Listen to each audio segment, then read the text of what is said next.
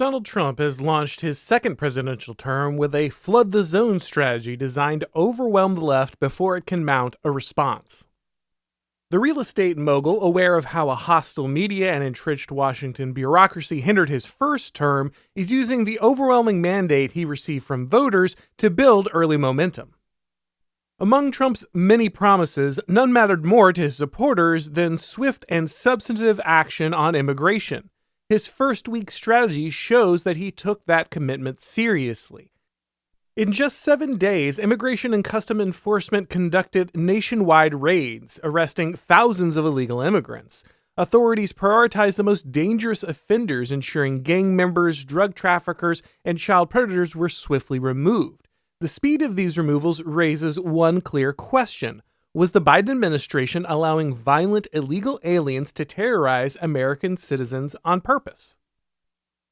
With Tom Homan serving as border czar, both ICE and the Drug Enforcement Agency launched coordinated raids in major cities, including New York, Chicago, Los Angeles, San Diego, Denver, Miami, and Atlanta. Agents entered immigration law offices and targeted sanctuary cities like San Francisco. Homan has made it clear that he will not hesitate to raid schools, churches, and hospitals if they are found harboring illegal immigrants who pose a threat to public safety. As Homan recently told an ABC reporter, if you're in the country illegally, you're on the table. Some of Trump's critics on the right argue that despite the thousands of arrests in his first week, the pace of deportation remains too slow to remove the estimated 20 to 30 million illegal immigrants in the United States within the first term. However, this critique overlooks several key factors. First, this is only Trump's first week in office, and many of his key personnel are still awaiting Senate confirmation. Mass deportations require extensive logistical coordination, which can't be fully implemented until the executive branch is firmly under his control. Given that reality, the scale of his administration's initial enforcement efforts is already remarkable.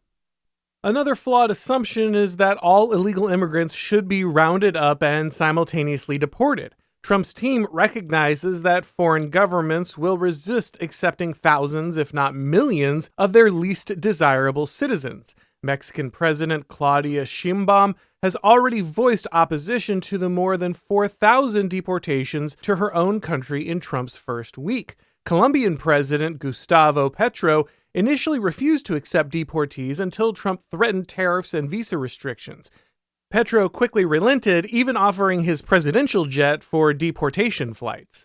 Rushing to detain millions of illegal immigrants without securing cooperation from their home countries would have been a strategic mistake.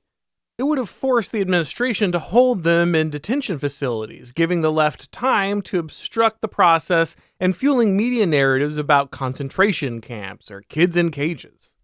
By targeting and deporting the most dangerous offenders first, Trump immediately improved public safety while also testing the resolve of foreign leaders. With that precedent established, Homan and his team can now accelerate efforts to remove millions more. The final flawed assumption in the deportation math is that the administration must physically remove all 20 to 30 million illegal immigrants. That was just never the plan. Illegal immigration is largely incentivized by the government, corporations, and progressive NGOs that profit from it. The journey itself is expensive and dangerous. Many migrants spend their life savings to make the trip, while women and children are often suffering sexual abuse. Most illegal immigrants come because they expect an easy entry, government benefits, and protection from deportation. If the Trump administration continues ramping up deportations while cracking down on illegal employment and welfare, many will just self-deport. As opportunities disappear and their friends and family are sent home, staying in the United States will become less appealing. Trump's aggressive start also exposes the corruption of previous administrations. Without passing a single new law or securing additional funding, he's already deported over 1,000 of the most dangerous criminals. The ease with which these violent offenders were removed suggests that the Biden administration allowed them to stay on purpose. Democrats enabled mass illegal immigration for political gain. They knew that drug dealers, murderers, and sex offenders were here, yet they did nothing. Progressives effectively weaponized these criminals, using them as instruments of a narco-tyranny against the American people. Both Republican and Democratic administrations let immigration reach a crisis level. Past presidents had the authority to act, but lacked the will.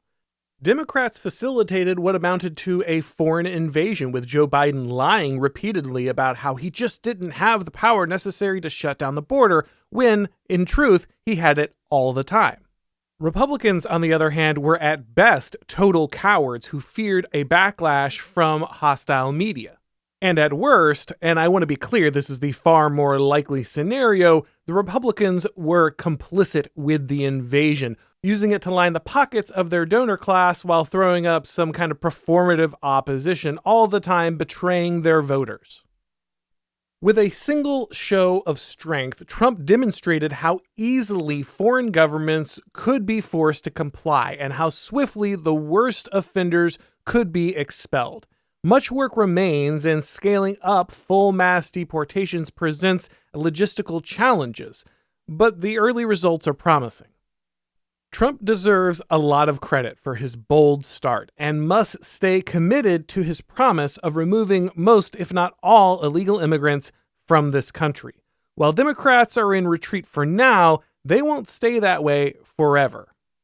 Trump's enormous win and his aggressive strategy early on has put them on the back foot, but these people are ultimately committed to the destruction of the United States. Eventually, they will wake up and they will find their voices again. The Trump administration should accelerate deportations before progressives can regroup and mount a resistance, and they should codify these changes as much as possible into legislation to make it difficult for the next Democratic president to undo everything that Trump has done. Thanks for watching, guys. If you enjoyed this video, go ahead and click like, and if you haven't subscribed yet, now is a great time to do so. If you'd like to get these broadcasts as podcasts, make sure to subscribe to the Auron MacIntyre Show on your favorite podcast platform, and when you do, please leave a rating or a review. It really helps with the algorithm magic. If you'd like to pick up my book, The Total State, you can do that in print, or it's also now available in audiobook format. If you'd like to follow me on Twitter or Gab or Substack or Instagram, if you'd like to get these videos on Rumble or Odyssey, the links to do all of that are down below in the description.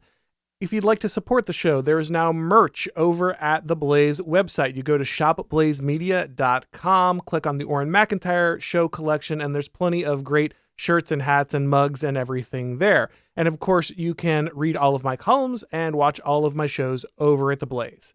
Thank you to everybody for watching, and as always, I'll talk to you next time.